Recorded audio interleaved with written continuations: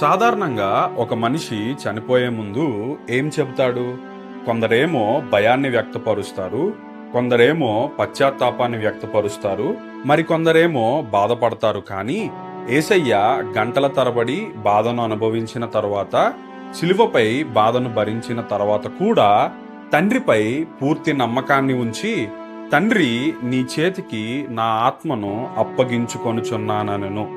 యేసయ్య ఈ మాటను యాదృచ్ఛికంగా చెప్పలేదు గాని కీర్తనల గ్రంథము 31 అధ్యాయం 5వ వచనాన్ని కోట్ చేస్తూ చివరి శ్వాసలో కూడా దేవుని వాక్యంపై ఆధారపడ్డాడు. మనం యేసయ్య శిలువపై పలికిన 7 మాటలను జాగ్రత్తగా పరిశీలిస్తే, మొదటి మాటలో తండ్రి అని, చివరి మాటలో తండ్రి అని యేసయ్య చెప్పడాన్ని చూడవచ్చు.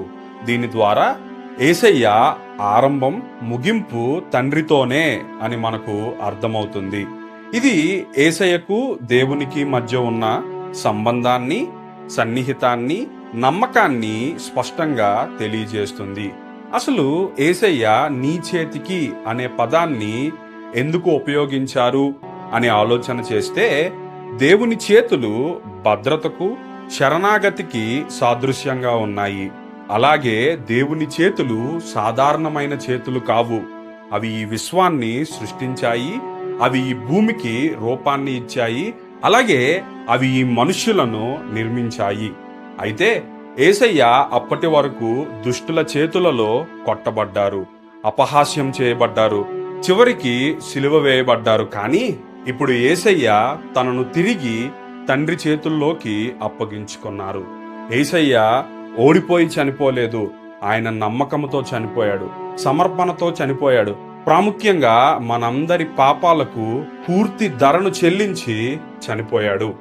అయితే ఈ వాక్యం వింటున్న నీవు ఎన్నిసార్లు పడిపోయినా, ఎన్నిసార్లు విఫలమైనా, దేవుని కృప నిన్ను విడిచిపోదు. ఎందుకంటే ఆయన కృప నీ గతం కంటే గొప్పది, ఆయన కృప నీ తప్పుల కంటే గొప్పది, ఆయన కృప నీ బాధ కంటే గొప్పది.